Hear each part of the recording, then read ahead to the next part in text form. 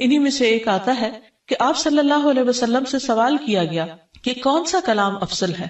آپ نے فرمایا جو اللہ نے اپنے فرشتوں اور اپنے بندوں کے لیے چنا، اور وہ ہے سبحان اللہ و بحمدہ، سبحان اللہ و بحمدہ، یعنی جب انسان دعا کرنا چاہے تو اس سے پہلے کچھ مرتبہ جتنا اس کا دل چاہے اللہ تعالیٰ کی تسبیح اور حمد و ثنا بیان کرے، اور بار بار تکرار کے ساتھ کہتا رہے سبحان اللہ و بحمدہ، اس کے بعد درود شریف پڑھے جتنی دیر پڑھنا چاہے، اور پھر اس کے بعد اپنی حاجت اللہ سبحانہ و تعالیٰ کے سامنے رکھے تو انشاءاللہ اس کی پریشانی دور ہوگی۔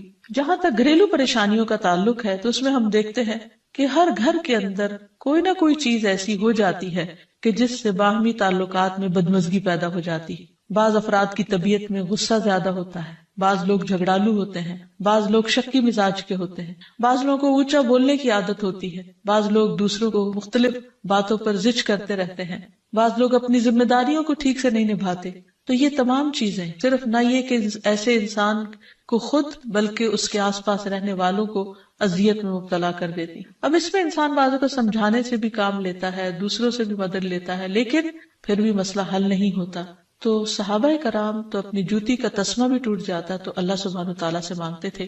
تو اگر گھر کے اندر کسی قسم کی ناچاکی یا پریشانی ہے تو اس سلسلے میں بھی ہمیں اللہ تعالیٰ کی طرف رجوع کرنا چاہیے، اور پھر اس کے ساتھ ساتھ دوسرے کو جو مشکل پیدا کر رہا ہے سمجھانا بھی چاہیے۔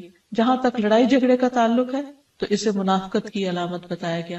آپ صلی اللہ علیہ وسلم نے فرمایا کہ منافق کی 4 علامتیں ہیں، ان میں سے ایک بات کرے تو جھوٹ بولے، وعدہ خلافی کرے، امانت میں خیانت کرے، اور جب وہ جھگڑا کرے تو گالی دے، یعنی جھگڑتا بھی ہے اور گالی بھی دیتا ہے۔ نبی صلی اللہ علیہ وسلم نے یہ بھی فرمایا کہ اللہ کو سب سے زیادہ ناپسند آدمی وہ ہے جو بہت جھگڑالو ہے، یعنی اللہ تعالیٰ ایسے شخص سے محبت نہیں کرتے۔ اس لیے اگر آپ کسی سے بات کر رہے ہو تو اس کی بات توجہ سے سن لے۔ چھوٹی چھوٹی باتوں پر جھگڑنا اور دوسرے کے ساتھ بد اخلاقی سے پیش آنا یہ درست نہیں۔ پھر اسی طرح مومن جو ہے وہ کبھی بد اخلاق نہیں ہوتا، اور بد اخلاقی پھر منافقت کی علامت ہے۔ رسول اللہ صلی اللہ علیہ وسلم نے فرمایا تمہارے یہ نسب نامے کسی کے لیے گالی کا سبب نہیں ہے، تم سب آدم کی اولاد ہو، ایک دوسرے کے قریب ہو، دین یا عمل صالح کے علاوہ کسی وجہ سے کسی کو کسی پر کوئی فضیلت نہیں۔ آدمی کے برا ہونے کے لیے یہی کافی ہے کہ وہ فحش گو ہو، بد کلام ہو، بخیل ہو اور بزدل ہو۔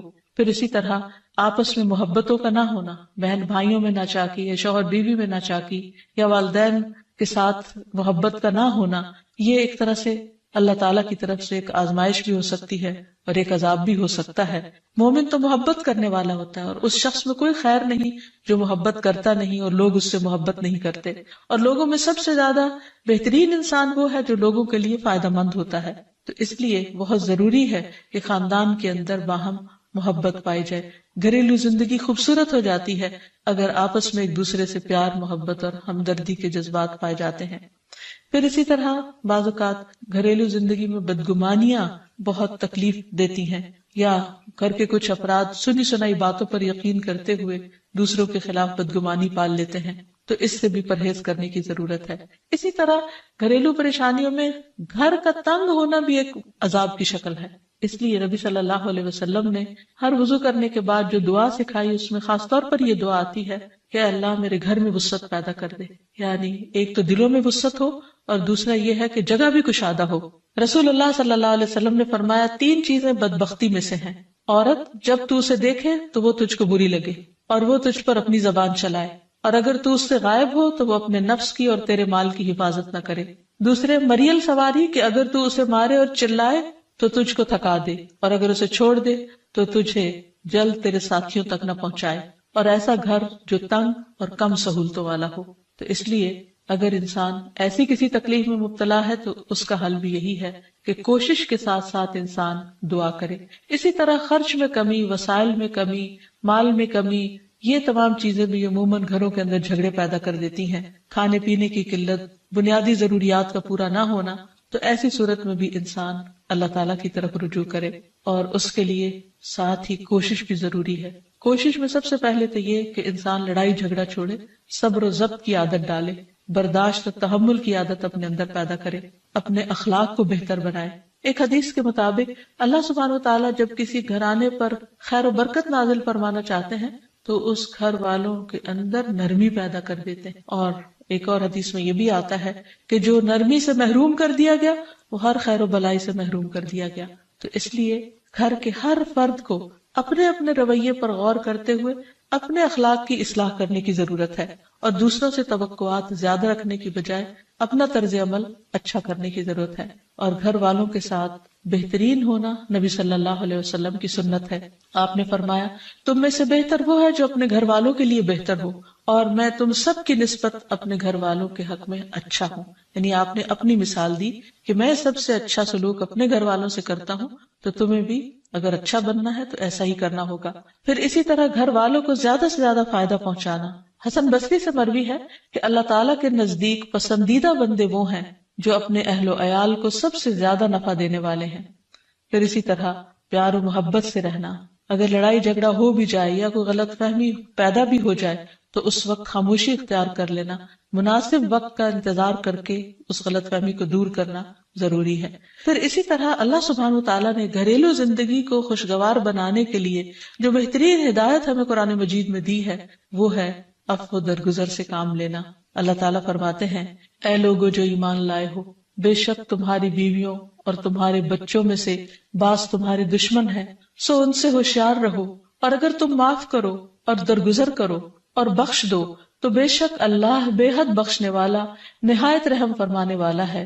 تمہارے مال اور تمہاری اولاد تو محض ایک آزمائش ہے، اور جو اللہ کے پاس ہے وہ بہت بڑا اجر ہے. واللہ عندہ اجر عظیم، اور جو اللہ ہے اسی کے پاس بہت بڑا اجر ہے. یعنی انسان کو بعض اوقات اپنی ہی بیوی یا بیوی کو اپنے ہی شوہر سے اور بعض اوقات اپنے ہی بچوں سے یا اپنے ہی والدین سے دشمنی کا اندیشہ ہو سکتا ہے، اور وہ ایک دوسرے کے لیے مصیبت اور بلا ہو سکتے ہیں. لیکن ایسی صورت میں بھی انسان کا گزارا نہیں ہو سکتا جب تک ایک دوسرے کو معاف نہ کرے.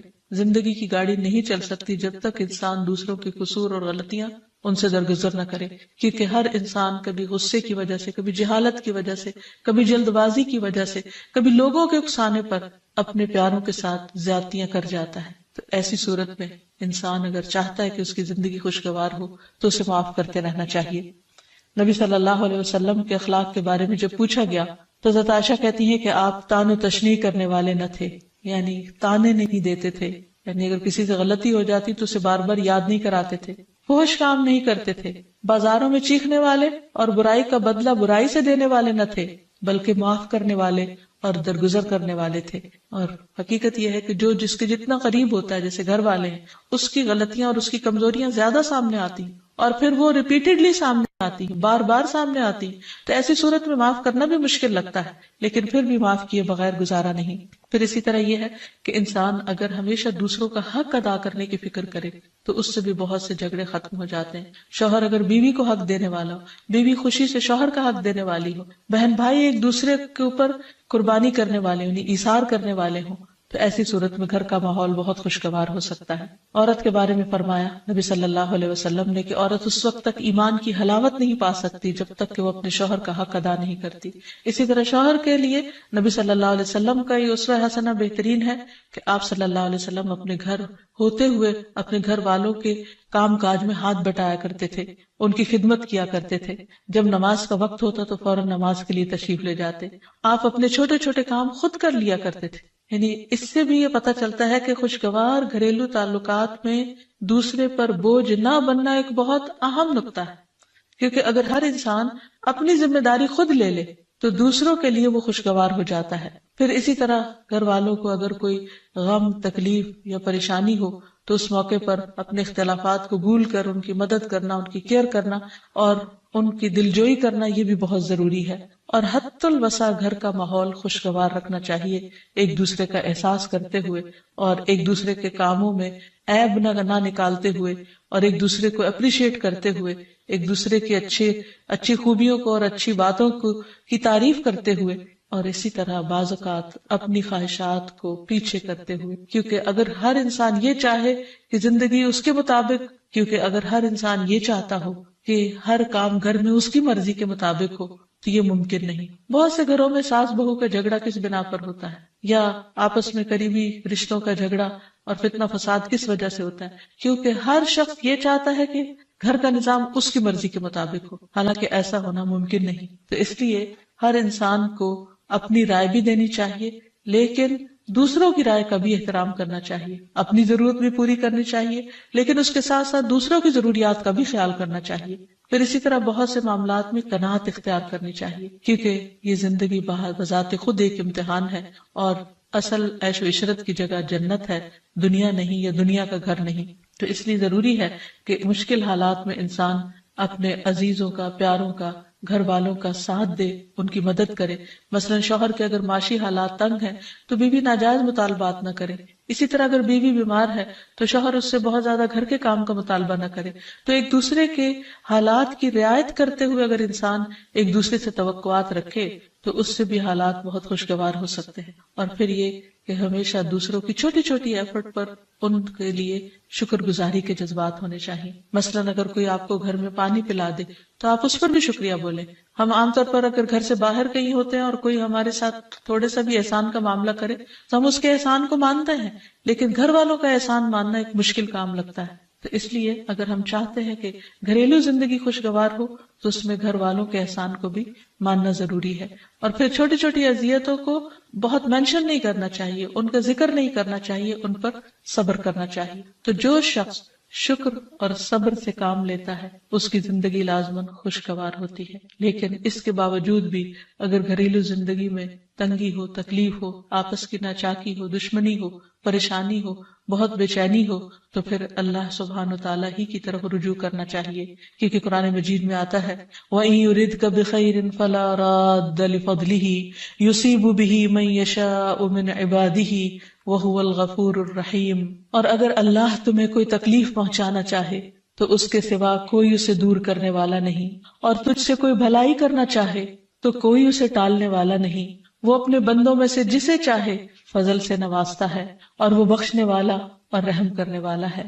تو اس لیے چھوٹی چھوٹی تکلیفوں پر بھی فوراً اللہ کا ذکر، اللہ کی یاد، اللہ کی تسبیح انسان کے دل کو سکون بخشتے. اور نبی صلی اللہ علیہ وسلم نے خصوصاً اپنی پیاری بیٹی فاطمہ رضی اللہ تعالی عنہا کو جب وہ گھر کے کام کاج کر کے تھک جاتی تھی، کیونکہ اپنے ہاتھ سے چکی پیستی، اپنے ہاتھ سے آٹا گوندتی، اپنے ہاتھ سے اپنے گھر کے کام کاج کرتی، بچوں کو لک آفٹر کرتی، تو بہت تھک جاتی تھی. اور اسی تھکاوٹ کی وجہ سے انہوں نے ایک دفعہ نبی صلی اللہ علیہ وسلم کے پاس جب کچھ قیدی آئے تو خادم کا مطالبہ کیا، لیکن آپ صلی اللہ علیہ وسلم نے ان کو خادم دینے کی بجائے یہ تسبیحات سکھائی اور فرمایا کہ جب تم اپنے بستر پر جانے لگو تو 33 بار سبحان اللہ، 33 بار الحمدللہ اور 34 بار اللہ اکبر پڑھ لیا کرو. اور اسی لیے یہ تسبیحات فاطمہ کے نام سے بھی معروف ہیں. تو رات کو خاص طور پر بستر پر لیٹ کر یہ تسبیحات ضرور پڑھ لینی چاہیے، کیونکہ یہ گھریلو کام کاج کی تھکاوٹ کا بہترین علاج ہے اور خادم کی جگہ کفایت کرنے والی دعائیں ہیں. پھر اسی طرح گھر میں وسعت اور کشادگی کی دعا، اللہم اغفر لی ذنبی ووسع لی فی داری وبارک لی فی رزقی. اے اللہ میرے گناہ معاف کر دے، میرے گھر میں وسعت پیدا کر دے اور میرے رزق میں برکت عطا کر دے. پھر اسی طرح چھوٹی چھوٹی پریشانیوں کے سلسلے میں مثلاً بچے کو چوٹ لگ گئی یا اچانک کسی وبائی مرض کا کوئی شکار ہو گیا تو علاج معالجے کے ساتھ ساتھ دعا کرنا ضروری ہے. مثلاً گھر والوں میں سے اچانک کسی کو کوئی ایسی بیماری آ گئی، کوئی سٹروک ہو گیا یا ہارٹ اٹیک ہو گیا تو سارے گھر والے پینک ہو جاتے ہیں. ایسی صورت میں پریشانی کا صرف اظہار کرتے رہنے سے اور غمگین رہنے سے مریض کی مدد نہیں کی جا سکتی. تو اس موقع پر اللہ تعالیٰ سے دعا کرنی چاہیے. اور ایک بہت خوبصورت دعا جو نبی صلی اللہ علیہ وسلم نے حضرت اسماء بنت امیس کو سکھائی تھی کہ آپ نے فرمایا کیا میں تمہیں ایسے کلمات نہ سکھاؤں جن کو تم پریشانی کے وقت پڑھا کرو. اور وہ کلمات ہیں اللہ اللہ ربی لا اشرک بہ شیئا. اللہ ہی میرا رب ہے، میں اس کے ساتھ کسی چیز کو شریک نہیں بناتی. اور آخر میں یہ کہ گھر والوں کی باہمی محبت اور الفت اور تعلقات کی بہتری کی دعا کرنی چاہیے جو پیارے نبی صلی اللہ علیہ وسلم نے ہمیں سکھائی ہے.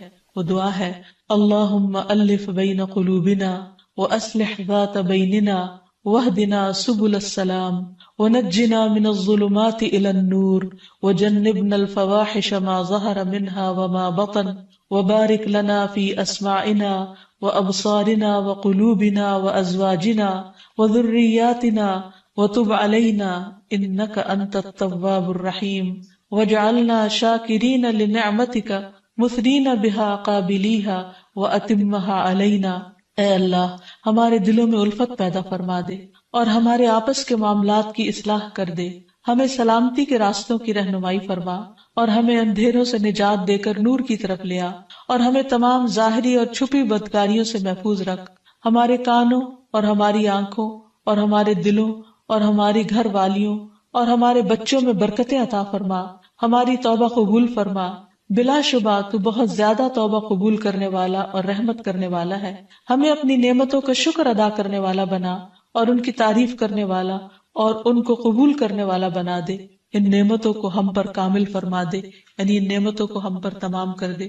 تو کس قدر جامع اور خوبصورت دعا ہے جو نبی صلی اللہ علیہ وسلم نے ہمیں سکھائی۔ گھریلو زندگی کو خوشگوار بنانے کے لیے ان دعاؤں کو پڑھتے رہنا چاہیے، یاد کر لینا چاہیے، قبولیت کے مواقع پر پڑھنا چاہیے۔ اگر زبانی یاد نہ بھی ہو تو دیکھ کر پڑھ لینا چاہیے، اور اگر ان کا ترجمہ نہ آتا ہو تو اردو میں پڑھنے میں بھی کوئی حرج نہیں، لیکن اللہ تعالیٰ سے مانگتے رہیے، کیونکہ ساری مشکلات کا حل صرف۔ عن ابی موسیٰ عن النبی صلی اللہ علیہ وسلم قال مثل البیت الذی یذکر اللہ فیہ والبیت الذی لا یذکر اللہ فیہ مثل الحی والمیت، رواہ مسلم۔ سیدنا ابو موسیٰ رضی اللہ عنہ سے روایت ہے، نبی صلی اللہ علیہ وسلم نے فرمایا، جس گھر میں اللہ تعالیٰ کا ذکر کیا جاتا ہے اور جس گھر میں اللہ تعالیٰ کا ذکر نہیں کیا جاتا وہ زندہ اور مردہ کی مثل ہے۔ اللہ کے بندے، اللہ سے محبت کرنے والے ہر حال میں اللہ کو یاد کرتے رہتے ہیں، خواہ وہ اپنے گھر میں ہو یا گھر سے باہر۔ الذین یذکرون اللہ قیاما وقعودا وعلی جنوبہم، وہ جو اللہ کا ذکر کرتے ہیں کھڑے، بیٹھے اور لیٹے۔ ایسے لوگ دنیا کے کسی بھی حصے میں ہوں، کوئی بھی کام کر رہے ہوں، ان کے دلوں میں اللہ کی یاد سمائی ہوئی ہوتی ہے۔ ان کے دلوں میں اللہ کی یاد صرف مسجد کی حد تک یا کسی خاص جگہ سے ہی مخصوص نہیں ہوتی، بلکہ وہ اپنے گھروں میں بھی اللہ کو یاد کرتے ہیں۔ اس حدیث کے مطابق وہ گھر جن میں اللہ کا نام بلند ہوتا ہے، جس میں ذکر کیا جاتا ہے، وہ اس شخص کی طرح ہے جو زندہ ہو۔ اس کی مثال ایک زندہ انسان کی سی ہے۔ اس کے برعکس وہ گھر جس میں اللہ کا نام نہ لیا جاتا ہو، اللہ کا ذکر بلند نہ ہوتا ہو، اس گھر کی مثال ایک مردہ کی سی ہے۔ اور آپ سب جانتے ہیں کہ زندہ اور مردہ برابر نہیں ہوا کرتے۔ لا يستوي الاحیاء ولا الاموات، زندہ اور مردہ برابر نہیں، دونوں میں بہت بڑا فرق ہے۔ اسی طرح ان دو گھروں میں بھی بہت فرق ہے، جن میں سے ایک میں اللہ کی یاد بلند ہو، اللہ کا نام بلند ہو، اور دوسرے وہ جس میں اللہ تعالیٰ کو یاد کرنے والا کوئی نہ ہو۔ قرآن پاک میں اللہ سبحانہ و تعالیٰ کو یاد کرنے والوں کی صفت یہ بتائی گئی ہے کہ رجال لا تلہیہم تجارت ولا بیع عن ذکر اللہ، وہ ایسے لوگ ہیں جنہیں تجارت اور خرید و فروخت اللہ کی یاد سے غافل نہیں کرتی، یعنی عین دنیا کے اندر رہتے ہوئے بھی وہ اللہ کو یاد کرتے رہتے ہیں۔ وَإِقَامِ الصَّلَاةِ وَإِيتَاءِ الزَّكَاةِ، نماز قائم کرنے اور زکوٰۃ کی ادائیگی سے کوئی چیز انہیں منع نہیں کرتی، مانے نہیں ہوتی۔ اور وہ یہ کیوں کرتے ہیں؟ یعنی اللہ کو یاد کیوں کرتے رہتے ہیں اور اپنے فرائض کی ادائیگی میں سرگرم کیوں رہتے ہیں؟ يَخَافُونَ يَوْمًا تَتَقَلَّبُ فِيهِ الْقُلُوبُ وَالْأَبْصَارُ، وہ اس دن سے ڈرتے ہیں جس دن دل اور نگاہیں الٹ پلٹ ہو جائیں گی، یعنی قیامت کا خوف ہے ان کے دل کے اندر، اور اس کے ساتھ ساتھ اللہ کے فضل کے امیدوار بھی ہیں۔ لِيَجْزِيَهُمُ اللَّهُ أَحْسَنَ مَا عَمِلُوا وَيَزِيدَهُم مِّن فَضْلِهِ، تاکہ اللہ ان کو بدلہ دے ان کے اچھے اعمال کا جو انہوں نے کیے، اور اپنے فضل سے زیادہ بھی نوازے۔ وَاللَّهُ يَرْزُقُ مَن يَشَاءُ بِغَيْرِ حساب، اور اللہ اپنے رزق میں سے جسے چاہتا ہے بے حساب عطا کر دیتا ہے۔ تو بات یہ ہے کہ جو دل خوف اور امید کے درمیان ہوتے ہیں وہ دل اللہ کی یاد سے معمور ہوتے ہیں، اور جن لوگوں کے دل اللہ کی یاد سے معمور ہوتے ہیں ان کے گھر بھی اللہ کی یاد سے معمور ہوتے ہیں۔ عام طور پر گھروں میں دو طرح سے ذکر ہوتا ہے، ایک انفرادی ذکر اور ایک اجتماعی ذکر۔ انفرادی ذکر میں نماز پڑھنا، قرآن کی تلاوت، اور اسی طرح چلتے پھرتے، اٹھتے بیٹھتے، گھر کے کام کاج کرتے، لیٹتے جاگتے، چلتے پھرتے اللہ کو یاد کرتے رہنا، خصوصاً وہ مسنون اذکار جو رسول اللہ صلی اللہ علیہ وسلم سے وارد ہیں۔ اور دوسری قسم اجتماعی ذکر کی ہے کہ کسی ایک گھر میں مختلف لوگ جمع ہو کر یا اہل خانہ ہی جمع ہو کر اکٹھے بیٹھ کر اللہ کو یاد کریں. اور اس سے مراد کسی خاص قسم کا وظیفے کا ورد ہی نہیں، بلکہ اللہ تعالیٰ کی یاد کے مختلف طریقے ہو سکتے ہیں. اللہ تعالیٰ کی معرفت حاصل کرنے، علم سیکھنے اور جاننے کے جو حلقات ہیں وہ بھی اللہ ہی کے ذکر اور اللہ ہی کی یاد کی طرف انسان کو راغب کرتے ہیں. قرآن پاک میں خاص طور پر ازواج مطہرات کو یہ حکم دیا گیا وَاذْكُرْنَ مَا يُتْلَى فِي بُيُوتِكُنَّ مِنْ آيَاتِ اللَّهِ وَالْحِكْمَةِ، اور ذکر کرتی رہو، یاد کرتی رہو جو تمہارے گھروں میں پڑھی جاتی ہیں اللہ کی آیات اور حکمت کی باتیں. یعنی ازواج مطہرات رسول اللہ صلی اللہ علیہ وسلم کے گھر میں قرآن پاک اور حکمت کی باتوں کا ذکر کریں، یعنی انہیں آپس میں بھی سیکھیں سکھائیں اور دوسروں کو سکھانے کا بھی انتظام فرمائیں.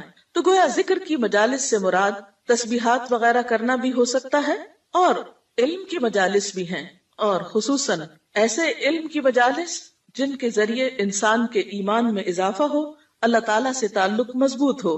قرآن پاک میں اللہ تعالیٰ نے اہل ایمان کو خصوصی طور پر تنبیہ فرمائی، تلقین فرمائی، یا ایھا الذین آمنوا لا تلہکم اموالکم واولادکم عن ذکر اللہ، اے لوگو جو ایمان لائے ہو، تمہارے مال اور تمہاری اولادیں تمہیں اللہ کے ذکر سے غافل نہ کریں. ومن یفعل ذلک فاولئک ھم الخاسرون، اور جو ایسا کریں گے وہی لوگ دراصل خسارہ پانے والے ہیں، نقصان اٹھانے والے ہیں. یعنی گھر میں ہوتے ہوئے انسان دنیا کے کاموں میں مشغول ہو جاتا ہے یا بال بچوں کی محبت میں بعض اوقات اللہ تعالیٰ کی یاد سے غافل ہو جاتا ہے، تو ایسے میں فرمایا کہ لا تلہکم اموالکم واولادکم عن ذکر اللہ، یہ دنیا کے مال اور یہ تمہارے بال بچے تمہیں اللہ کی یاد نہ بھلائیں. گویا گھر میں ہوتے ہوئے اللہ کو یاد کرتے رہو.